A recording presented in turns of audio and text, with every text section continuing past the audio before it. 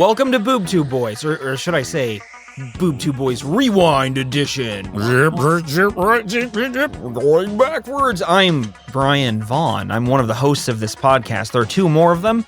Van Lee is one of them. He made rewinding noises. I have just been activated from my long slumber, and I wish to learn how to be a podcaster. Okay, well, it'll all depend on your programming. Spencer Hendricks, how is your programming? That's great. It's top notch. I did not make any noises because I didn't know how to make a rewind noise. Try it now. Beautiful. Yep. I don't know how that's a rewind noise. I mean, you are our sound effect guy. You're the one who does all the mouth sound effects. I mean, I will say when I try it is usually really funny because it's terrible and I just don't do sound effects. Can I tell you one of Katie's favorite moments in the history of the Boob Tube Boys? I'm already laughing right now. Yes, please do. The girl, what do I call her? The girlfriend. The girlfriend, yeah. Katie. Yeah, so she listened to, I believe it was one of our Simpsons episodes, Simpsons Week, and I think it was my episode, A Millhouse Divided, and there was something about a saxophone, and you were going on a rant, Spencer, and you made a saxophone noise, and this is what you did. You said, a saxophone, as your saxophone noise. And like an air horn. Literally rewound and listened to that like 10 straight times, laughing hysterically. She loved it. You never know when you're going to resonate with your audience on Boob Tube Boys. I just want to add before you continue with your show, Brian, I'm just here to listen about k.a.r.r.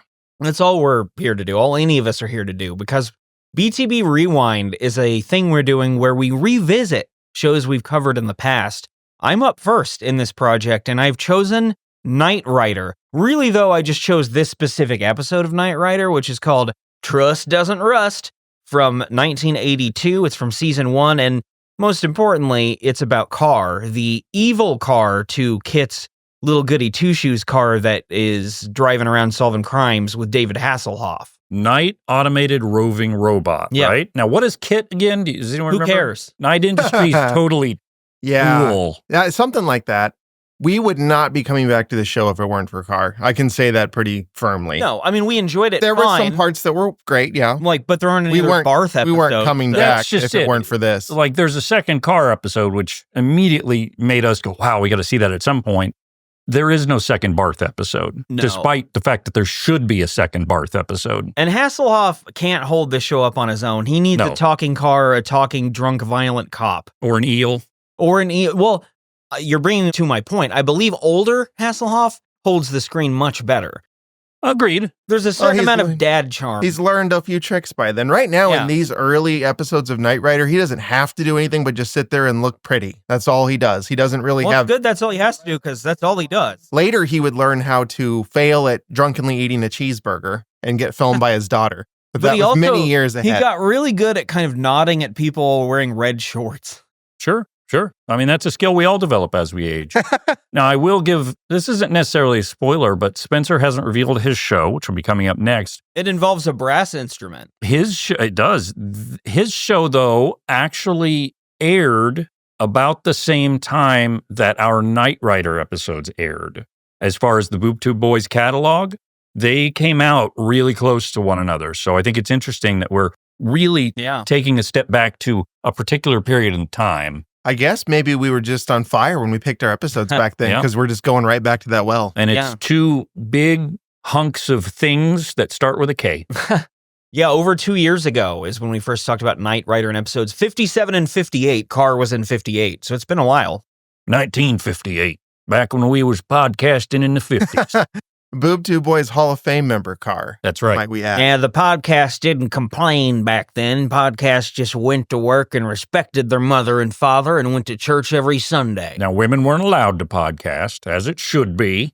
You know, to vote, you needed to be a landowning podcast. Some podcasts only get 2/3 of a vote. We're going to realize this is very fucked up later on. Well, no. Some people really yearn for that era. Okay, let me backtrack. For a while, we're going to realize it's really fucked up. And then a big wad of people are going to say, wait a second, what if evil is good? And then hopefully we find our way out. You've got your real Dave Baker from Forged in Fire voice going on, which I appreciate. I think I'm just going to eat me a salamander and dance on a tumbleweed. We don't need to talk about the cast of Knight Rider. If you want to hear us do that and talk about series history, go back to episode 57. It's all right there up top. But we're just going to get into one cast member, and that's the guy that voices K.a.r.r. this time around. Because it's different. Yes, last time around it was Paul Frees, of course, who I believe they quit having voice acting awards in all of the television and film award ceremonies because he won them all and wouldn't give them back. That makes sense. That's how good he was as K.a.r.r. He was that Transformers guy. No, he wasn't. No, this is the Transformers guy? Peter Okay. Cullen, he plays Optimus Prime. You guys might know him as a talking vehicle from another thing that sucks. So he's got a real type. His niche. He does very well as K.a.r.r., but he is not Paul Frees. Well, I will say, at first, I wasn't having it. When I heard this K.a.r.r., I was like, no, I can't do it. And then it grew on me a lot. By the end, I was fine with it. Yeah, it's perfectly acceptable. The line readings are very good. Yeah. He doesn't have the voice necessarily that carries as much as Paul Frees does. Not as much of a commanding presence, but also he might have been limited by what K.a.r.r. did in this episode, which is a little less devious. We have to realize that the K.a.r.r. we saw before was resurrected. We're in fact seeing a bit of a prequel for us, even though it was in chronological order when it aired. Yeah, I like that we're doing it almost like, let's go back and see the origin story of K.a.r.r. now. Because it's not really the way the audience experienced it, but it's different for us doing it this way. And it was surprising to me how much K.a.r.r. is a little bit sympathetic in this episode. Yeah, sure. I thought it was going to be just pure evil the whole time, but he doesn't really seem evil. Look at it this way. We're basically finding out that Anakin really got a rough draw from the beginning. He was a slave. And then, of course, the Jedi didn't really treat him with respect, and he turned into Darth Vader. That's what we're seeing. We saw just K.a.r.r. come in and choke people on the Death Star. Now we're seeing K.a.r.r. as a Jedi. We've not seen K.a.r.r. be anything as shitty as Anakin. To be fair, like we've only seen like low-grade Darth Vader and high-grade Darth Vader out of K.a.r.r. It actually is a surprisingly accurate analogy, too, with him giving that guy a heart attack in our first episode that we watched him. That seems like a thing Darth Vader would do if with he the wasn't. Force. He's just kind of, he goes straight for the throat. But seriously, very sleek and black, you know? Yeah. The Vader outfit and K.a.r.r.'s outfit. Can't breathe real good. Yeah. And I mean, I know that this isn't accurate, but I did get some sense of the resonance in James Earl Jones' Darth Vader voice in K.a.r.r.'s voice. They're both very deep and booming, and they are commanding.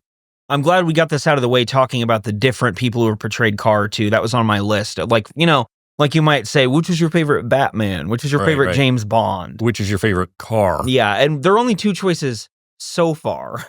We can only hope it gets revived. Well, you know, they had that reboot. I wonder if they had a K.a.r.r. episode. They did not, because Really? I absolutely looked. That is a really bad decision. Yeah, how do you miss that opportunity? How do you miss the opportunity to just change the series to K.a.r.r.? Yeah. If you're going to reboot it, there you go. There's that and Barth. I'm pretty sure that's how we ended our first Knight Rider run, is saying, well, we need this show. I'm pretty sure whenever we talk about Knight Rider, it's always going to end up being like, K.a.r.r. Let's talk about K.a.r.r. When we do like the State of the Knight Rider Union, it ends the same way. I guess we can talk about this episode. They start the same way, which is with a pre-cap, sort of. It just tells you what's going to happen in the episode. This is a thing that happened a lot in the 60s, 70s, and 80s. I think of it as the Columbo thing, because Columbo, of course, did this, and I think did it well. It's a little hokey when Knight Rider does it, but it's fine. I mean, you get the gist. Michael and KITT are afraid of a car that's cooler than them. And a bunch of cars drive into pallets and barrels. That's essentially all the pre-cap is. That's all the episode is. We get the credits. That's another one of these laborious 80s things where a stern voice tells us the story of Michael Knight becoming a cyborg man cop. And he drives around inside of his best friend KITT, which is a smart car. You love to say it that way. It's not going away. Climbs right inside of his best friend. I maintain that's what's happening here. And there's a cool, simple synth song we started our episode with. We all like it. We agreed on that before. Do we hold firm in that? Yeah, certainly. It's certainly one of the top BTB songs we've used. We like it. We like it. So actually starting the episode, because we're like 5 minutes in now, after we've said what will happen and shown the credits. Well, you've got 24 of these a year. You got to pad them out a bit, so they just throw stuff at you for a while. They had to fill their dumb hour slot for some reason. This show is 30 minutes at best, and they had to pad it somehow to get that airtime met. The one thing I do appreciate is back then they were probably like, we'll never be able to convince the consumers that they should have more than 13 minutes of commercials per hour of broadcast. Oh, little did we know they'd get that thing up to like 20. Oh, I'd rather watch a bunch of bullshit with David Hasselhoff being like, haha, hey kid, I bet you wish you were cool, or what, you know, than watch a Tide commercial or whatever. Down with advertising, down with the man. Okay, so we're at Knight Industries. which is kind of defunct after its founder, Wilton Knight, died from being old. This was a first season episode, right? Yes. So we're still quite early in the run. We are. And there's still a bunch of stuff in there from his reign of invention. We see a couple of, I'll call them not upstanding gentlemen. Hobos. Waiting in the bushes. They are Rev and Tony. Rev is played by William Sanderson, who is a regular on Newhart. So was he? I was very... Oh, he was one of the Darryls, wasn't he? That just hit me. He's actually Larry. He's, okay, well, you know what I mean. Who guides the two Darryls, his brothers, yes. And I love this guy. If I could see this guy in anything, I will. No, we're not talking quite David Leisure territory, but I do love him quite a bit. He also ends up playing a very sweet guy somehow. He always does. He has a very he's the sweetest guy you'd ever dig out of a dumpster. Yeah, he has exactly. that vibe. I mean, he's real. He's a dirtbag, but you can't help but be like, but he's a well-meaning dirtbag. See, he showed up in Babylon 5 in my recent rewatch, or watch, as I should say, and he was just a dirtbag. He was like some space steal guy, like he would steal stuff and I was just wondering if you had any beams I could take off you. Yeah, he's got that real soft kind of southern hokey voice. Might be from Virginia. It's fun to listen to. I typically tend not to like the southern accents, but this one I like. Something about it. He's great. And he has very, very beautiful eyes. The kinds of eyes where you'd trust, you know? Even though trust doesn't rust. So Jared in Silicon Valley, which we covered recently, has similar eyes, but Jared's are sad. Well, I think William Sanderson's, I think his eyes are also sad. But they're not as sad. No. If Jared's a 10, then this guy's an 8. Sure. So I'll give you that on the sad eye scale. Yeah, which we have and have used frequently. It's on the wall. Well, that's interesting because those are two kind of dopey-faced guys too, but they do have those really unusual eyes that most people don't have. Like it's startling that I don't know how to describe it, but they're always glistening or something. That level of complexity in your eyes, and they're just like ordinary looking people otherwise, but they have that one feature. I have a theory that eyes are probably pretty important to a character actor. People too. You need to see with them. Also, you said people too, like character actors aren't people. I also think that's demeaning to the Cyclops community to say that eyes plural. I don't give any shits about Cyclops. What about the X-Man? He's got 2 eyes, though. He just has a visor. Oh, yeah. I've been watching X-Men because Katie wanted to. That's kind of a to. misleading name. I think he should give that back. Let me tell you, somebody else has 2 eyes. You're not going to believe this. Gambit. Well, I know he does. He's basically just human Leatherhead. Although he predates Leatherhead, I'm sure. Yeah, I believe so. I would imagine that he does. Okay, so I've said this before, in faces, like in people's faces, there's like 8 faces that kind of differ a little bit, and that's humankind. And then whatever shape you are and age dictates a lot of it past your face shape or whatever. Eyes, there are only 3 types of eyes. There's the Jared and William Sanderson kind of eyes that are, a little sad, but deep and so forth. Then there's normal eyes. Everybody has normal eyes. But then there's like hillbilly inbred eyes. There's another that are too close together and they frighten you when you look at them. What's the 4th? Tiny and beady or Neil Breen eyes. Okay, yeah. Kind of like bird eyes. Lizard, bird type. Yeah. 4 eyes, we know that. There are 4 types of human eyes, and how many bones in the body? 8. Is that what we determined when we covered House? There's no we determined. Or we know it's a fact. There's 8 bones. What did you say? House or Bones or whatever other awesome show we were watching at the time. That kind of bears a similarity to Knight Rider. Well, now I want to know which show was it that we decided we knew the bones? Was it House or was it Bones? You know what? We'll call them A, we'll call them B. Someone write in or call us or whatever and tell us what we said. Oh, did we remember to activate the hotline before we started this episode for our live callers that we have? Oh, no. I never remember to activate the hotline. It's like the old WCW hotline, Brian. You can call and hear directly from Lex Luger. It's like after he finishes a match, he records a thing going, I'm mad I lost. I'll win again next week. $8 a minute. Did you guys ever call anything like that? Like where you were going to be on a live show? Close. I got into big trouble when I was a kid because I called the Nintendo Secrets hotline. Ooh, I bet that was where you could get passwords and stuff. Oh, yeah. I rung up like a $300 bill in 1992 or whatever, and my mom was livid. And the best part about it was I got in trouble, of course. She managed to get the cost down or gone or whatever. And she told me, she was like, and you are banned from Nintendo. Not playing it. I mean, I'm banned from ever going even like the corporate to Nintendo. Headquarters? Yeah. Stuff like that. And I'm like a 7-year-old kid. I'm like, oh my God, my life is over. I'm banned from Nintendo. This is my life. Can you imagine all of the games they have there they haven't even told us about? I just want to hug Shigeru Miyamoto. Did she uphold the ban? Is it still in effect today?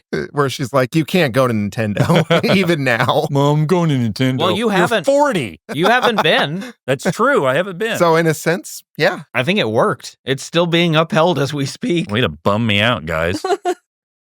Well, Rev and Tony, they want to break into Knight Industries. Why? Well, they don't know. They just suspect there could be something of value in there because they are vagrants. They have those elbow patch jackets too and like fingerless gloves. They're cool. Yeah, hobos. They belong on a train somewhere. Neither of them had a bindle. That was disappointing. That is sad. Eventually, Tony is able to peer pressure Rev that they should go inside past a guard because Rev, once he sees a guard, he really doesn't want to anymore. And this is their dynamic as vagrant friends. Is Tony wants to do crimes. Rev doesn't really want to do crimes, but he probably is a wino or something. He is there for the friendship and the companionship. But, if it gets a little too hairy, he wants to back off. But then Tony's there to be like, no, come on, let's do this. We'll profit. And this is visually displayed by Tony having a big fat mustache. That's how you know he's like the instigator. It's a good one. Or a bucket hat would be another way, but this show kind of predates the bucket hat movement. Meanwhile, Michael is inside KITT, and KITT's like, I want to go home. It's 2:30 in the morning. And Michael's like, oh, I forgot the city's taking possession of Wilton's lab in the morning. What? So you put it off until like 5 hours before they're going to do it? And presumably this is many months after he's died. They've settled all the stuff in court, done all that. Now he's doing it. I have a way better way to get Michael and KITT there. Oh, I just got word that the alarm went off at Knight Industries. We need to go check it out. Maybe they wanted to suggest a little bit of depth to Michael's character. Maybe he's just a really bad procrastinator. That could be. What they seem to suggest in the show is that he's been too busy fucking. Yep. Well, David Hasselhoff, I think at this stage in his career was one of those people who's too hot to get shit done. You know what I mean? Like there's people that are just like they look at themselves in the mirror. Other people are looking at them, and the demands on their time because of that. So it's its own form of busyness in a sense. Like if you're that hot, you're just busy. Someone tell me another reason why he's famous. That's fair. The to-do list has be hot at the top, and that takes up 95% of your time. You don't have enough time to get milk at the store or whatever, or go check out the factory that's being shut down. And also, you're not going to call a hot person out when they're being lazy. You can't. Too hot. Yep. What would you say? I was reading some article where part of it was kind of talking about how movie stars get thrust into the limelight a lot, whether we want them or not. And the most recent iteration of this would be, as we record this in 2024, Glenn Powell and Sydney Sweeney, who are both in a bunch of movies right now. And I think they're both good actors. But the other thing about them, when people complain like, oh, they're just everywhere, because they're in a bunch of stupid movies too. But look at them. What did you want them to do? They're too hot to do anything else. Yeah. If they had said, I don't think I want to be photographed. Well, that's not an option unless you want to put your face in a vat of acid or something. Yeah, people are still going to be taking a picture of those Sydney Sweeney jugs no matter what. There's no way around that. Anyway, so Tony and Rev get inside the building. David Hasselhoff and KITT arrive at the building having no idea what's actually going on in there. They just see the open door. Yeah, the door's open, but what's going on is Rev and Tony are just pulling levers. They haven't gotten around to stealing anything yet. They're like, what's this lever do? You ever been to a vacant warehouse? You just grab levers and pull them. It's like instructions on the door. You know the to-do list, be hot? That's on the factory to-do list. No, pull levers. When things are sparking, would you stop? Because they don't. It depends on my mood. A lot of things sparked in the 80s that don't now, though, based on visual evidence that we have. They unwittingly pull lever number 3. I don't know if you guys saw this, but there's a sign next to that says to never engage that one. And it says danger in there, too. You might think, oh, danger, like there's a 1 in a million chance it causes a fire. That's not the danger at hand. Oh, no. Tony thinks, oh, wow, now that we've pulled that lever and we've entered a new room, we have a gold mine. Look, Rev, a completely empty giant room. Imagine how much money this is worth. Seriously, their scam doesn't make any sense unless they're wasted. Maybe they think that if you wander onto a property, that's now your property. So it's like, oh, we're factory owners now. Well, that is kind of what America did. That's manifest destiny. Yeah. So I see how they got that from living here. But all of a sudden in this empty room, Rev and Tony realize they're not alone because a red light panel begins to pulse in the distance, causing the thieves to be very afraid, as they should be. Outside, Michael and KITT are talking and kind of getting in a little bit of an argument. There's no guard, and Michael says, "KITT, why don't you come inside with me?" And KITT goes, "I'm a little bit spooked, Michael." Well, also, you can't fit in the door. You're a fucking car. That's what I would have said to him. Maybe you can go sideways. Oh, that's true. Maybe that is possible. But that's not the only reason why KITT is spooked, is it, Pickles? Michael, I'm getting some unusual readings. Readings of what? I don't know. They appear to be sensor echoes of my own telemetry. But that's impossible. Buddy, if it's impossible, ignore it. Come on. Michael, I have a strange feeling about this.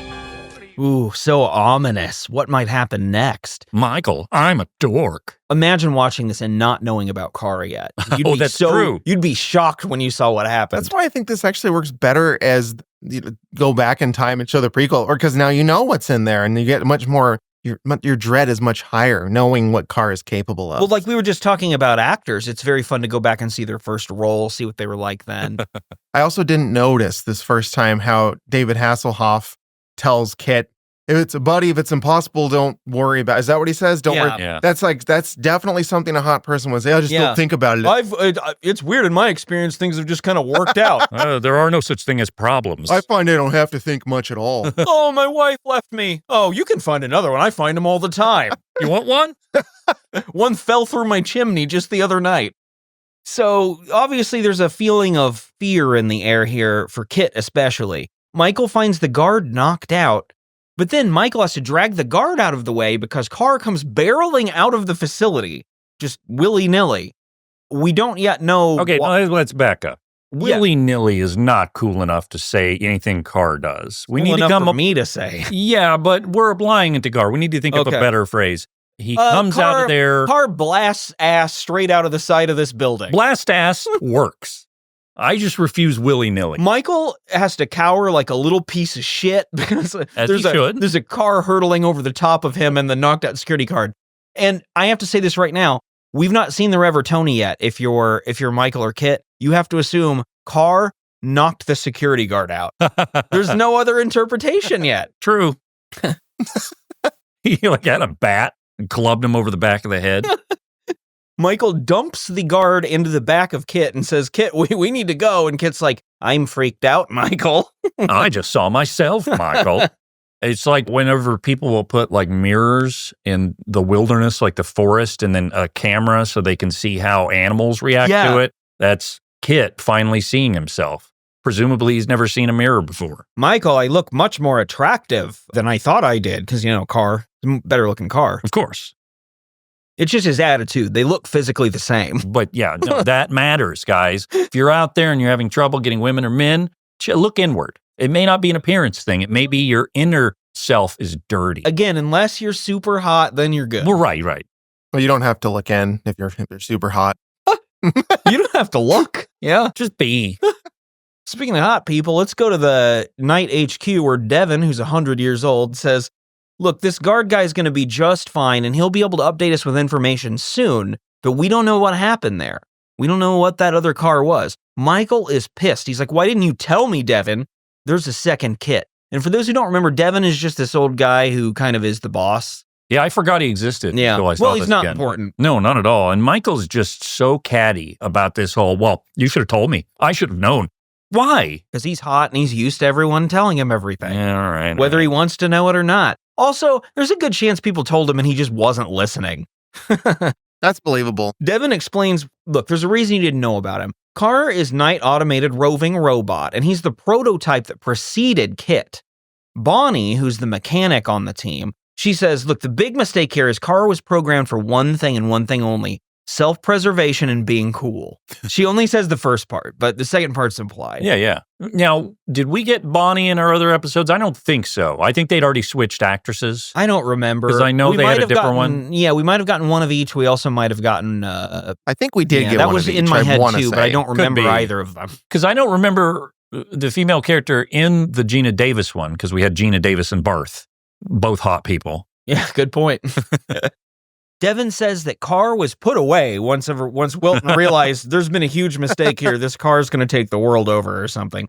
and Wilton meant to destroy him, but Wilton died. And in that process, everyone kind of forgot about K.a.r.r. being at Knight Laboratories. I get it. It's a real hard trek to Mount Doom to throw into the fires to destroy the ring, because surely you can't just be like, oh, let's put a bulldozer over it or whatever. How do you destroy one of these things? You would need a really elaborate way to do that, I think. Like a Wile E. Coyote plan. Well, yes, as it turns out. Bonnie and Devin continue to explain to Michael that the programming is important because of how it affects the K.a.r.r's, I guess, personality, effectively, you know. We cut to K.a.r.r. with that in mind, and he's asking Tony and Rev if they're awake, because K.a.r.r. can talk. We wouldn't yet know that, technically. That's true. He hasn't said anything yet. No, we do. You might be able to infer that because KITT can talk, and this looks like KITT. That's true. And while he's a prototype, he might, still have the same capabilities. Well, Rev goes and asks K.a.r.r. a stupid fucking question. You're just a car, ain't you? Not just a car. Idiot. I am the Knight automated roving robot. K.a.r.r, if you prefer. I am the prototype of the K.a.r.r of the future. So now, this sets the stage. 12 minutes into the episode, we know we're dealing with one of the best characters on TV. All he had to do was talk. This is a cool-ass car. How often do you guys ask your appliances and machines? You're just a blank, aren't you? Well, I haven't done it yet, but this has made me reconsider. Well, sometimes, something seems a little out of the ordinary. That toast popped up and landed right on the plate. Shouldn't do that. So you're just a toaster, ain't you? It doesn't answer. But someday. Toast heating automated. It just starts talking to you. It'd have a higher pitch voice, though. It's smaller than K.a.r.r. And technically, it would be bread heating because you've already heated up it's not toast toast until it's done. Yeah. When it's done. When does it become toast? I think it's like that senator said with pornography. You know it when you see it. Fair. I used to like toast when it was barely toast at all. No, not so much. I want it to be on the verge of burnt now. When I was a child, I just wanted it heated, though, basically, and still soft. So I was straddling that line at one point in my life. Depending on what you're eating, though. If you're eating a wet type sandwich, you might need it to be, like you said, a little more done, or else to hold up the liquid. Yeah, it rips. I like a little jam on my toast. A little jelly. What's the difference between jam and jelly? I don't know. Yeah, I don't either. I was going to make a thing up, and then I was thinking about K.a.r.r, and I just lost it. You're just a type of jelly, ain't you?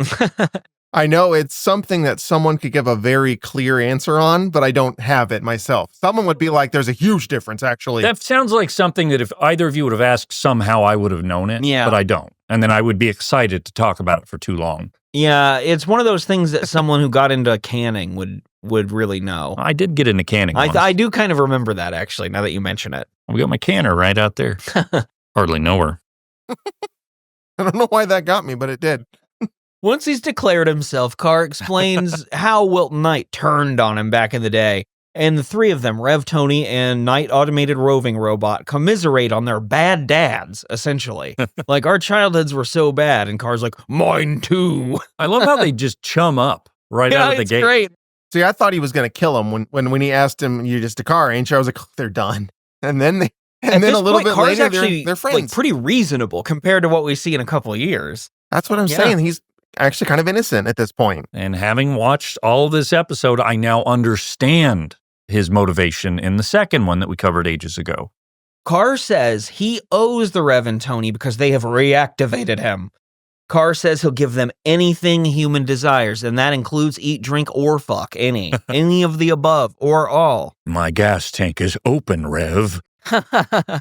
When Rev and Tony mention seeing a clone car of K.a.r.r the night before, K.a.r.r gets pissed and is like, that car probably sucks. He's not wrong. Once Rev and Tony have made their decision on eat or fuck or drink first, they decide eat, which you can drink simultaneously. K.a.r.r slashes. You could fuck simultaneously as well. You could, it's not advisable. K.a.r.r probably doesn't want all that going on in his interior at the same time. You need to vacuum him out after that. K.a.r.r slashes and dashes through traffic to get to the Three Rings restaurant, which is a drive-through fast food restaurant. And this restaurant has sort of a metal standee of their mascot, which is this Three Rings guy, the Ringmaster, who looks sort of like the Pringles mascot. A little bit. It's has a a big mustache. circus-themed restaurant. I wish it were a Sonic the Hedgehog-themed restaurant because of the rings. Oh, you get makes sense. Like a Dr. Eggman salad sandwich. You have to eat it fast. Of course. Everything has to do with speed there, Brian. Gotta go fast. Well, the ringmaster, this big metal ringmaster, he has a speaker coming out of him so that the employee taking your order seems like he is the ringmaster.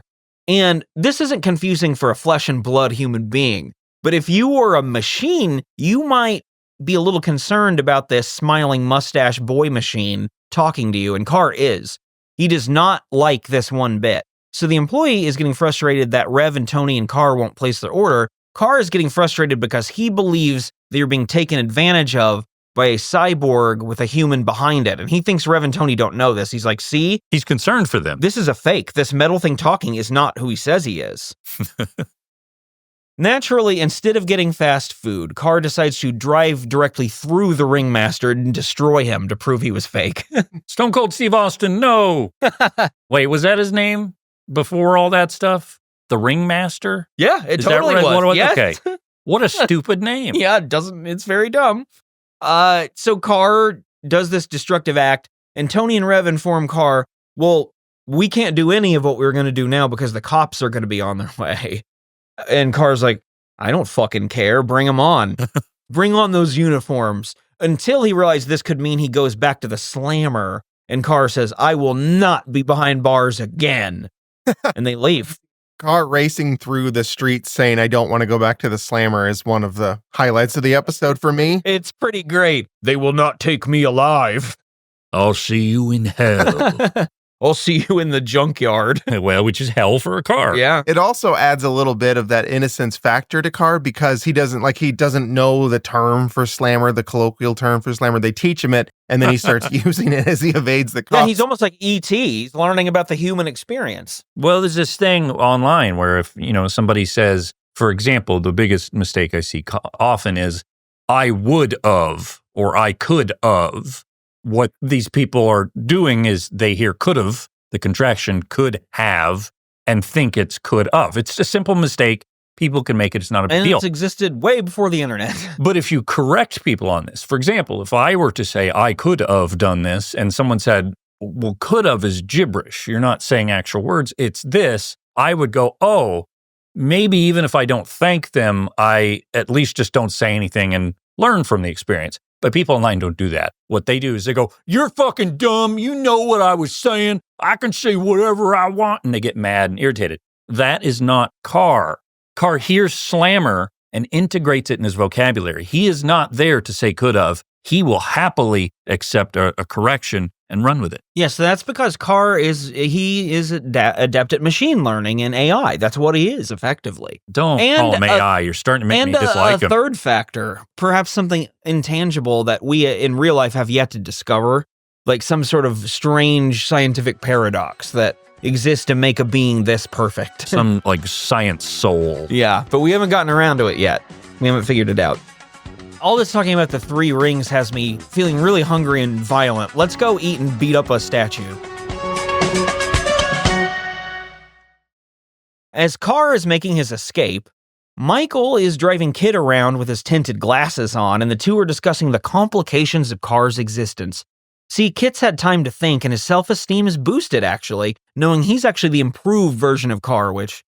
No, but, you can keep on thinking that, KITT. Yeah, he no longer thinks of himself as a flawed prototype. He is the perfected first iteration. The K.a.r.r.'s unique perspectives on that, how for K.a.r.r. it's, I'm a prototype, he's a knockoff. Yeah, and then from KITT's, he's like, oh, I've been improved from the prototype. The way they both take their side being superior is also another nice touch. Yeah, it totally is. You can see how they are two sides of the same coin. But not Two Faces coin, which is the same side on both. But then one got burned, like with acid, like his face. Makes me wonder if we can trust that Harvey Dent. He's got half a face. K.a.r.r., meanwhile, he's kicking the police's ass in a chase. He's just zipping around because he's not like, look, the police are driving normal cars. They're just like Ford whatevers. They're not driving a Trans Am souped up by God. Well, when Michael and KITT check the police scanner, they realize K.a.r.r.'s on the loose. And KITT's worried about what this is going to do, not only to the city, but to the good Trans Am name.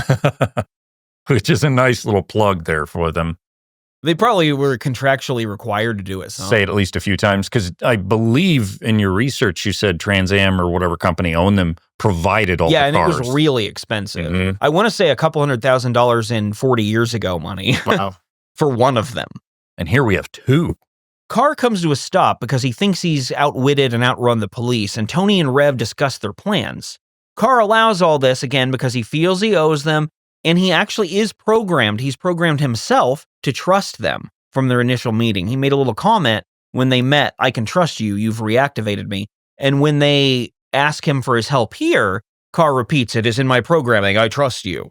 And Tony wants Rev to betray K.a.r.r for a big score. Rev doesn't want to get in any trouble, though. And Tony says, K.a.r.r simply can't be caught, though. Any big score we do, we'll get away with. As the scene ends, K.a.r.r's red light bar is pulsating as if he's taking all this information in, computing it, and adapting to a new belief system, if you will. Feel, my friends. Michael arrives at the 3 Rings a little too late, and because he's in a Trans Am that looks identical to the monster one that drove through the building, 90 cops point guns at him and knock him to the ground. When we get back from commercial, because that's absolutely what happened here, there's like a freeze frame and music that's like comes to a big screeching halt. It fades. Devin and Bonnie have sorted out all their confusion with the cops, and now the cops know, look, it's a simple mistake any police officer could make. This is a normal superhero car. There's an evil bad guy car that looks the same. It's the one that drove through the 3 Rings. Also, sorry for kind of wanting to shoot you because you ran over a piece of property. Yeah, that seems a little bit of an overstep. All 44 of us did overreact in that moment. Yeah, because even if this was K.a.r.r, the car that did it, it's too much. It's just a piece of like a machinery. No one's hurt. Nothing was taken. Fine him and move on. Nope, you shoot him. We are talking about the cops. Yeah. Bonnie is repositioning KITT's innards because she has a new component she'd like to place inside of him, and that component is what could take K.a.r.r down. Michael tells KITT, "You're the best partner I ever had, buddy." And KITT sort of reciprocates, but not really. No, not at all. KITT and Devin then nerd out about Zeno's paradox and the irresistible force meeting the immovable object. I don't know if I trust the xenomorph paradox. That's a little frightening for me. I thought the xenomorph's paradox was that if you cut its blood, the blood will melt your ship. Correct. Which is a real paradox. It's a real problem. But wait, isn't Xenu or whatever they said the Scientology god? This is Zeno, who's like a Greek philosopher from thousands of years ago. Do you think it's real, or do they make this It's up? real. This is a real thing? Okay. I mean, I've heard this paradox. Yeah, and this is the real version of that paradox, but this reeks of this. Well, it still goes on today, but in the 80s, a lot of high-concept dumbass shows like this one would be like, open up a philosophy or a history book and just pull something out and put it in so we seem like we have a brain in our head. Yeah, I wish someone would have been like, but is that really consistent with how we present this show? Does that really fit in any of this at all? So someone could be like, no. Kind of seems like this show is big and dumb and we should just lean into that. David Hasselhoff is in this. I will say, at least they didn't have Hasselhoff be the one to be like, oh, yeah, Zeno's paradox. Maybe they tried and you just couldn't do it. And they were like, all right, give it to someone else. That's a good point. That is right there why you have Devin in the show. If you have an old British guy say a thing, you're like, oh, I trust it. I believe it. Of course he knows that. He knows all of the knowledge in the world. Why do you think it's called Encyclopedia Britannica? Huh? We move to the Centurion Bank. It's a setting we've not been at yet, and some villainous music plays. It's actually pretty cool. It's like this hammer-noted piano thing. It sounds, very ominous. As K.a.r.r smashes directly through the front of the bank, and Tony and Rev bite and kiss bundles of cash that they've stolen. We get like a quick montage to this song of K.a.r.r just full speed driving through different buildings. I love that that's his go-to. It's like you have this fancy car that's clearly intelligent beyond all belief, blah, blah, blah. And its result is to hit things. Like that's what it does. And I like that that's the reason is because Tony and Rev are the ones in charge. So they're like, well, we know it can't be caught and we know it's indestructible. Just hit. But it's a very, like a sequence of a car smashing into a building 5 times in a row is actually pretty funny when you just see it. It is, and they've reduced these 2 dumb, bumbling, bad guy sort of wannabe things, have reduced K.a.r.r to just a common bank heist person. Yes, and battering ram, essentially. And the whole montage ends with like a spiraling in newspaper. I miss this kind of shit that says like, crime wave, banks robbed, so that we know what's going on for sure. I could just hear the Batman as the newspaper spins. How glorious is that? We need to bring that back in something. Well, we need to be in charge of a TV show. We've been saying this for a while. We've had some really good ideas about shows that are 40 years old. that were bad and always would be. Except that nice little touch that we added made it just a little bit better. Take it from a D- That's what to we a D. do. That should be our tagline. I have been designing business cards for us. Yeah. Just so you know. How do you go about giving out podcast business cards? I don't know, but I was like, we why could not? try. Yeah, just I don't know. They're cheap, which is why I always thought business cards would be expensive, but for like $30, you can get 1,000 of them. So I'm like, oh, I'll do that. Well, once the internet took fully over, I guess they became like, I mean, what would Christian Bale in American Psycho even say now? He'd be like, here's my Venmo link tree. It's really funny you say that because I have a American Psycho joke in one of our shows. Oh, weird. That's quite a coincidence. Once Devin and Michael are done watching the montage of K.a.r.r committing crimes, they decide there's only one thing left to do. It's to make good on the chip laser thing that Bonnie has put inside KITT's stomach. What this will do, theoretically, this laser, is give the good guys a chance to hit K.a.r.r in his one weak spot, a narrow front scanner.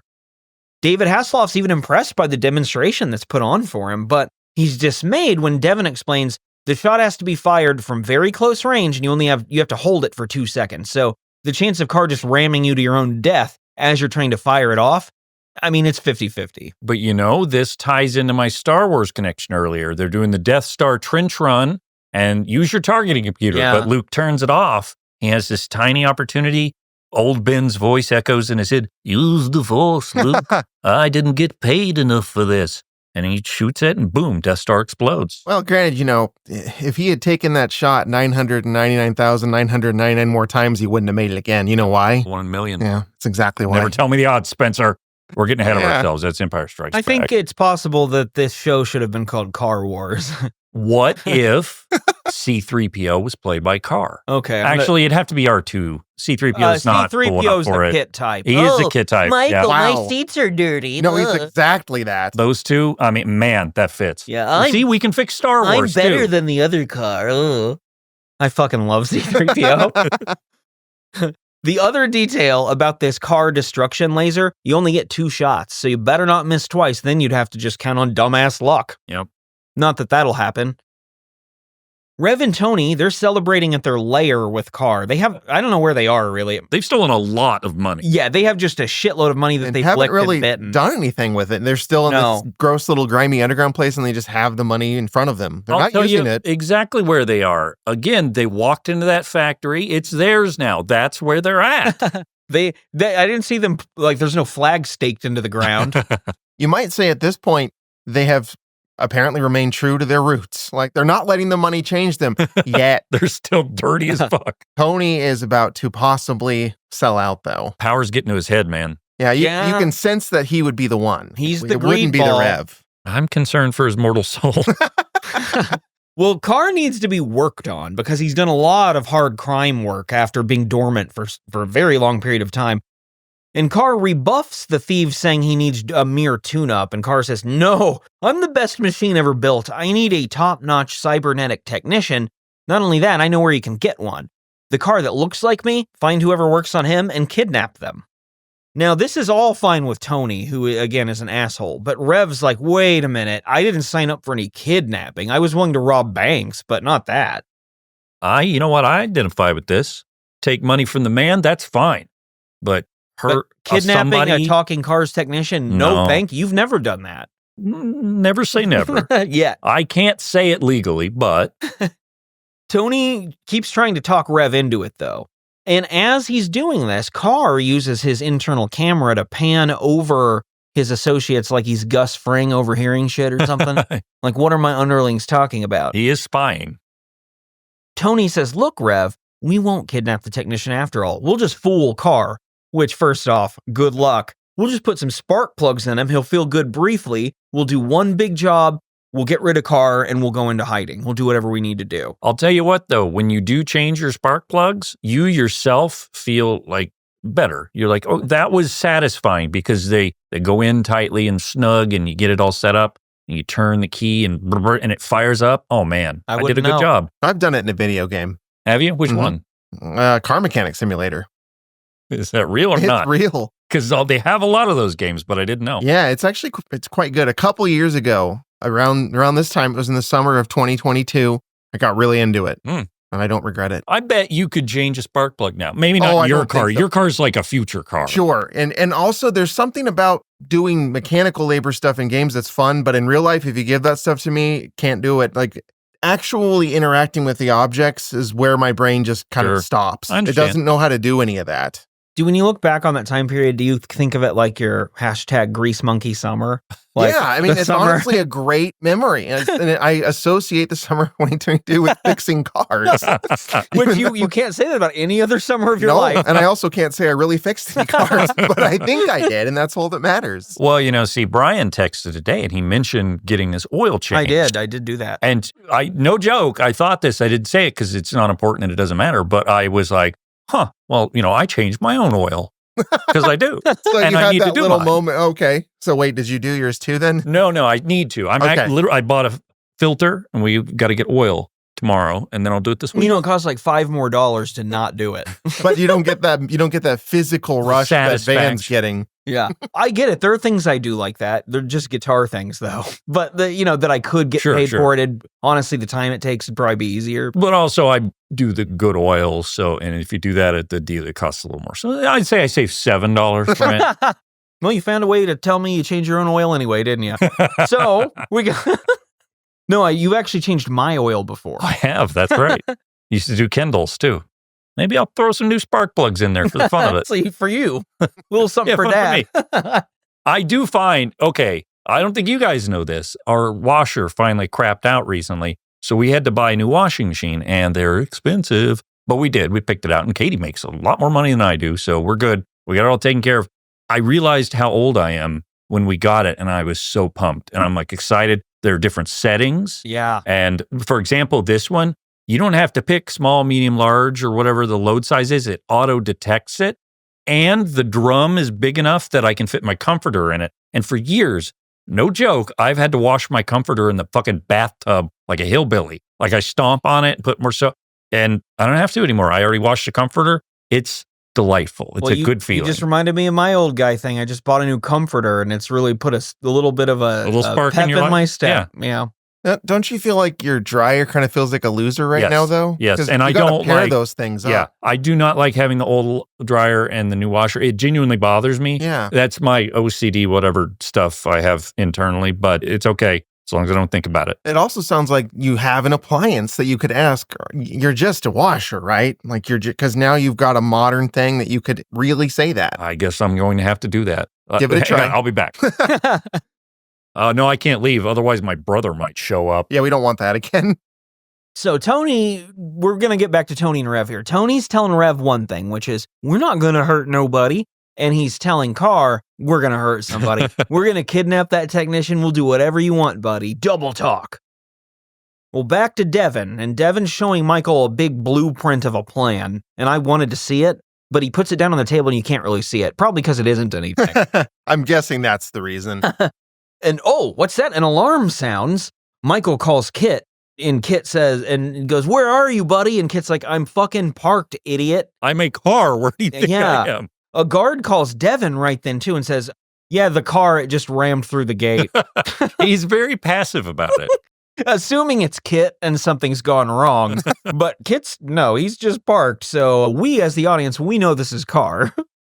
While all this is going on, poor Bonnie does get kidnapped by Greasy Tony. He rags her face. It's like not the last time we're going to see that in near BTB future. K.a.r.r. then escapes with Bonnie and Tony inside, and Michael, he can't get in, but he is able to leap atop K.a.r.r, and this pisses K.a.r.r off, like having a fly on you can't quite shake off. Or like those sharks that have the little fish that are like always under them, eating their scraps or whatever. I bet that pisses sharks off. Or hyenas with lions, kind of. They kind of wait back. Yeah. Well, Devin tells KITT, you need to catch up with K.a.r.r, because that's where Bonnie is, that's where Michael is, that's where our whole future hangs in the balance.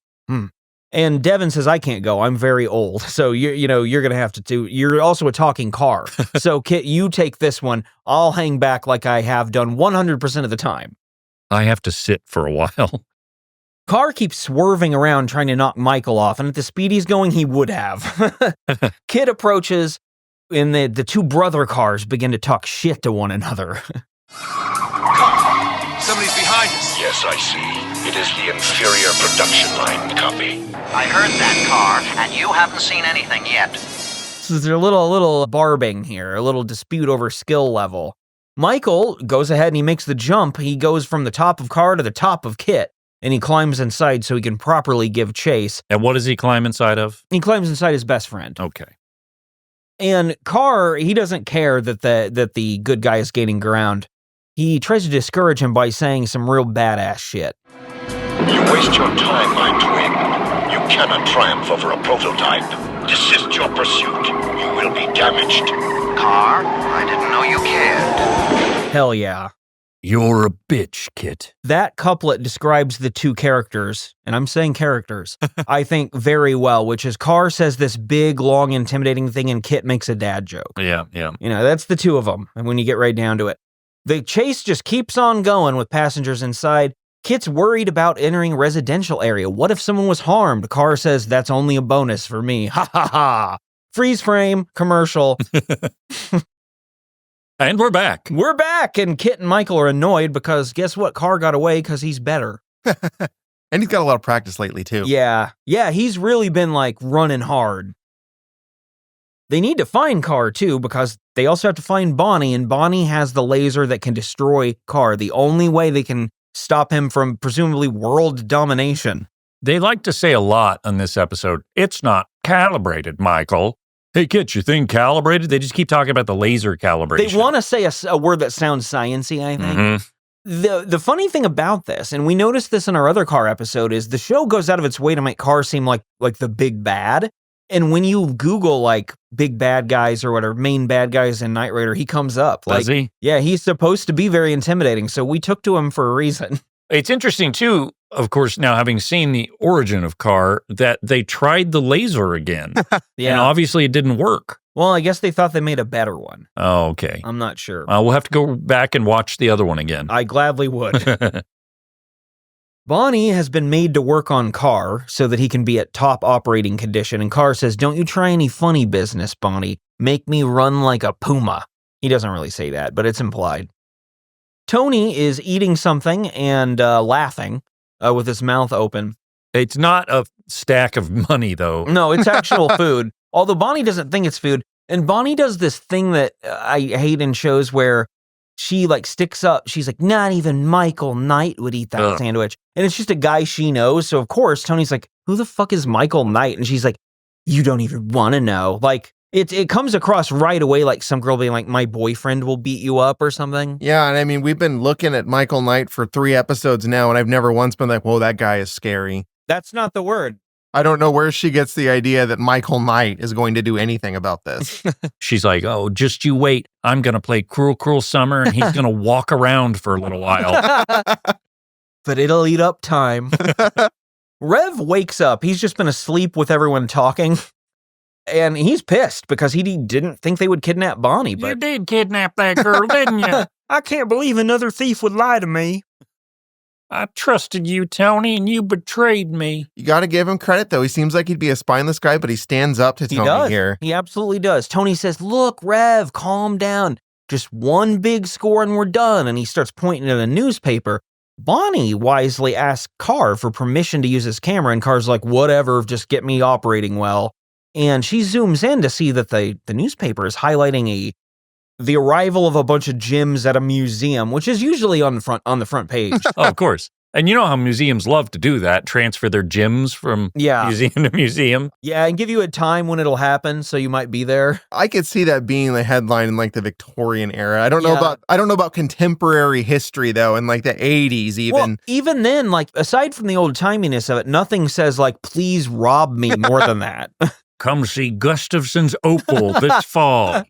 It's as big as a finger. Michael and k.i.t., they're driving around, and what they're trying to do is triangulate K.a.r.r, but it's going to take a few passes. In his bad guy lair, well, it's not his, well, I'm going to call it his. K.a.r.r is still getting worked on as Rev screams about the quote-unquote infernal machine and how it's corrupted he and Tony. Tony says, I don't think so. I think you're wrong, and I'm going to throw you through a table, which he does. But I looked, and this is not a TLC match, so that would get him disqualified. It does explain why there are no ladders or chairs either. Mm-hmm. Oh, wait, there are chairs. Yeah, they were sitting in them. I also am not comfortable blaming Tony's fall, his descent here on K.a.r.r. I feel like, if anything, they've been more kind of a bad influence on K.a.r.r. Because we also have the benefit of foresight when we know that the other character who K.a.r.r. tried to take over, John, was able to get out of it. Mm-hmm. He was able because he had a purer soul. Look, Tony came into this corrupted. K.a.r.r. just helped him unleash his inner corruption. Exactly. And he didn't even mean to do that. That wasn't K.a.r.r.'s intention. What was under the rock was always under the rock. K.a.r.r. just turned it over. It was a couple of other rocks that made it a magical day. It was a bunch of big gems. Oh, of course. Gustafson's opal. Yeah, if I found it there.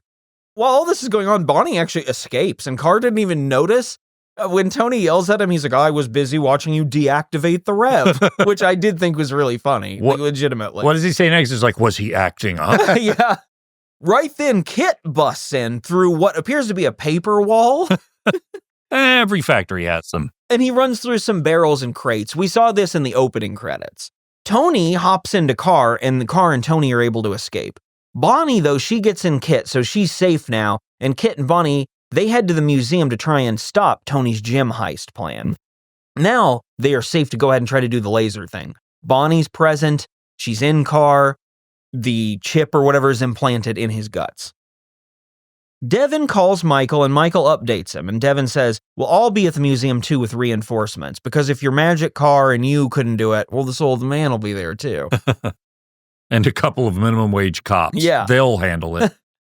At the museum, K.a.r.r. pulls out his number one play from his playbook, which is go through the wall. He drives right through the wall of the bank in broad daylight, or the museum rather, and he has no issue as guards begin to fire bullets straight into him. Tony laughs even from inside. Like maniacally. And I do think it's fun that K.a.r.r. cannot really be damaged. It's kind of great. Of course. If you're going to build a fancy car of the future, you make it invincible. And K.a.r.r., whereas in a couple years he's willing to kill, we kind of know that he'll stop a heart cold. Here, he decides the best way to dispatch these guards and cops is to sort of just push some cardboard boxes into them and trap them behind them. I think they could just push them over, but whatever. They were full of other car parts.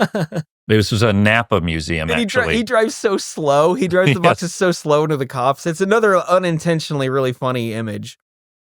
Tony laughs to himself and salivates because he realizes he's gotten away with the heist. He starts opening up these crates full of jewels and like the jewels are cushioned by a bunch of straw.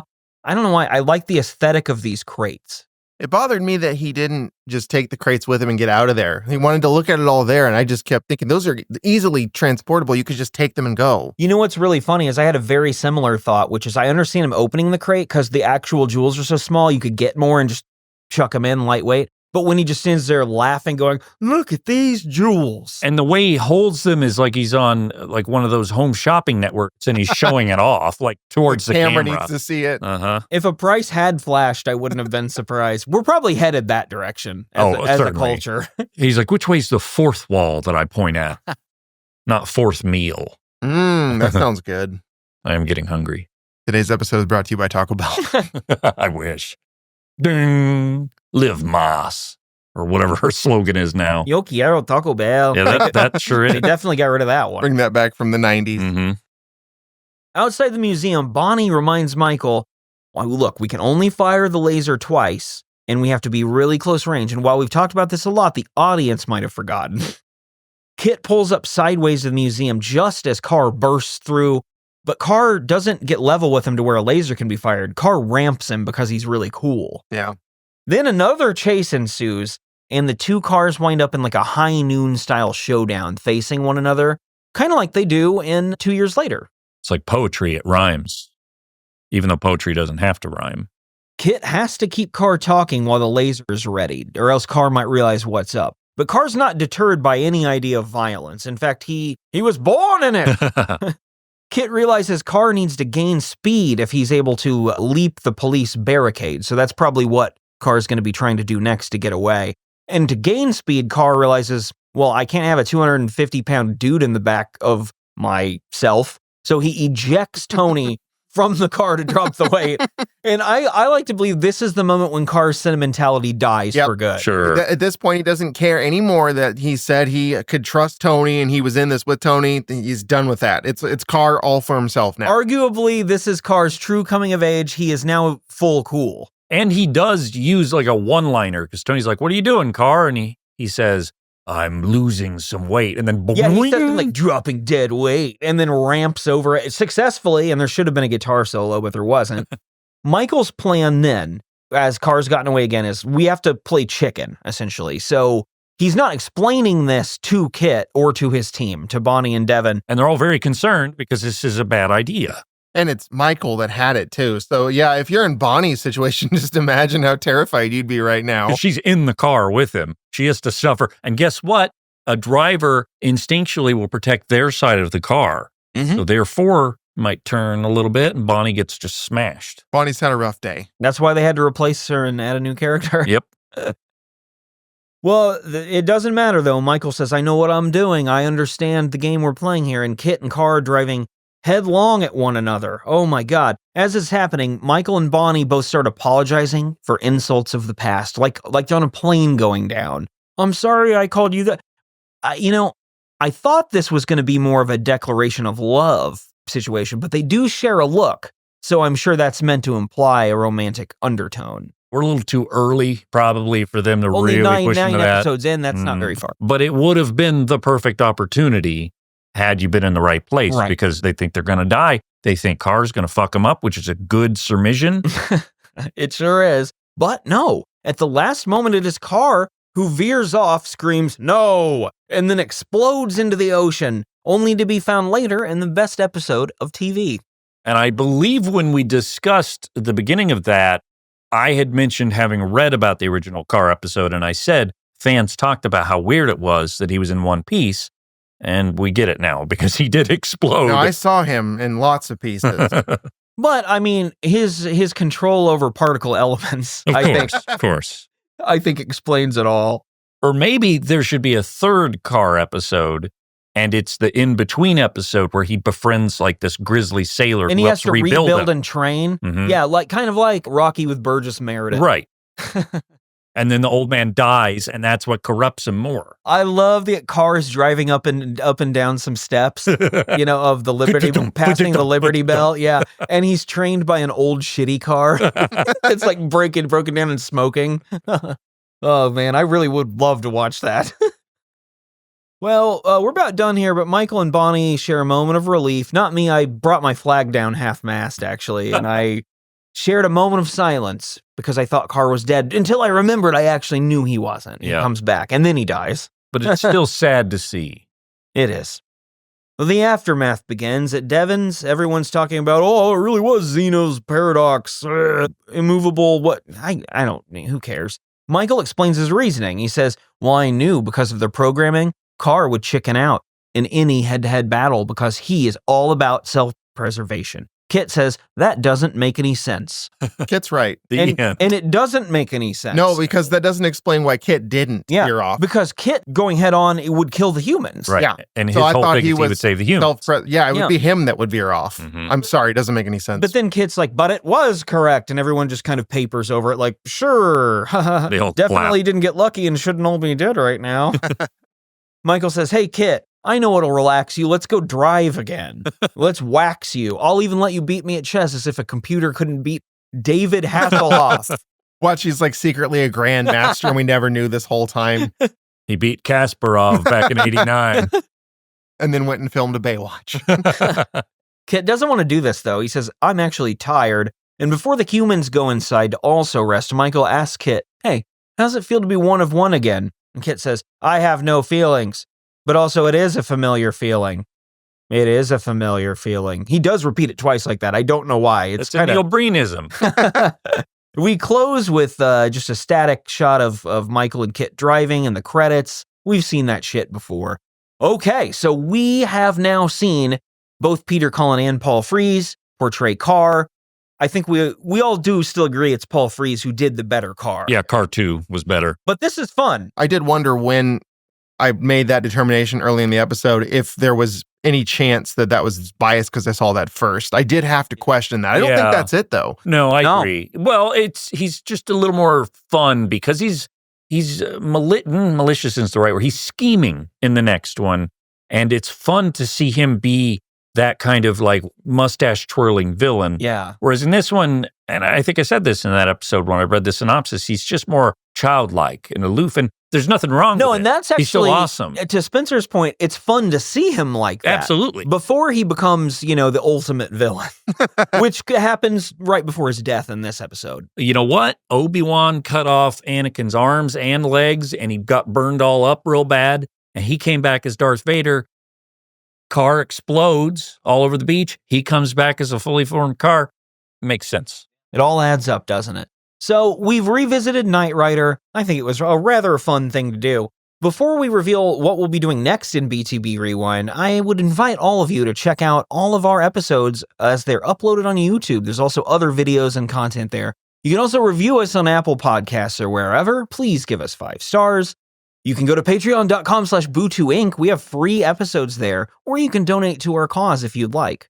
But lots of other ways to get in touch with us. We're also on plenty of social medias at Bootu Inc. or at Boob Tube Boys. Just look for us if you feel like it. But more importantly, Spencer, there's a show we've covered before we're going to talk about next week. What is it? We're going to rewind again. Well, surely not past 1982. That's 2 years ago. K.a.r.r. and David Hasselhoff is where time started, isn't it? You can't rewind anymore. This is kind of interesting because... Oh, is that what BK on time means? I always thought it was Burger King. Like how now it says year 42 BK on money and phones? Yep. This is a mind fuck because we're doing a preview of our next rewind, so we're taking a look ahead of the next time we will take a look back. It's just a little bit, It's getting in my head. I don't know. I am going to have us go back and do some more Father Knows Best. We did 2 episodes. What were the numbers you guys said them earlier? It was like 50-something, 56, 50. Something like that. Sometime around Knight Rider. Yeah, So right if you before look in the catalog. I believe Father Knows Best was like 6 episodes before. Yeah. Yeah, right around there. Somewhere in the 50s of the Boob Tube Boys And then also history. again like last Christmas. Sure. This will be the 4th Father Knows Best. Which I believe ties it for most coverage. With Bones. Bones. And then that's a short-term tie. Yeah, Let's be honest. Yeah. Let's be very honest there. That's not going to last long, just until Christmas. So what the episode I have chosen, because we all unanimously at some point, largely because I think Van took this on his agenda, where we have just catapulted Kathy to the top. Catapult with a K. Catapulted Kathy to the top of our list. She's among our most revered Boob Tube Boys characters. She's a Hall of Famer alongside K.a.r.r. Yep. Yeah, another Hall of Fame return. It makes sense that we're going to look back on the grandest of the Boob Tube Boys characters if we're going to take a look back. And this is another character much like K.a.r.r. who's sort of a force of chaotic destruction in any scene that she appears in. Yeah, and I think actually in this episode, Kathy even says that same philosopher line in this, that movable Zeno's object paradox, thing. yeah. Yeah, she quotes that verbatim. People loved philosophy in the 50s. This episode is called Kathy Makes Magic because I did have to center it around Kathy. It's season 2, episode 7, so we're staying kind of in the same territory of the 2 we did. We didn't get to and still will not do any of the later Father Knows Best when Bud was not 15. We may get there one day. Maybe. It could happen because it went for like 7 or 8 seasons. Whenever we become just a Bones Father Knows Best hybrid podcast. I prefer the firmly in the 50s. Father Knows Bones. Yeah, he does now. Jim Wood, too. I know everything.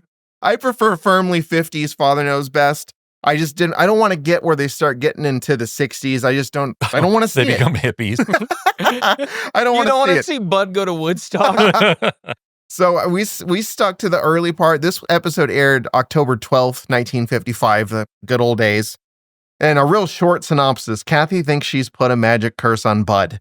I'm just going to leave it at that because it's interesting. Mm-hmm. We don't know what that's going to entail, but that is the entirety of the episode. It's very breezy. It's very fun. It's very Kathy. Pretty racist. We'll get to it. It's a 50s, of course it is. Inevitable. Well, so we're going to be traveling back to the mid-50s next week, as a matter of fact. But that is going to take 7 days. Van, you've been building the time machine, is that correct? Oh, it's already done. Okay, well, see ya. It doesn't work.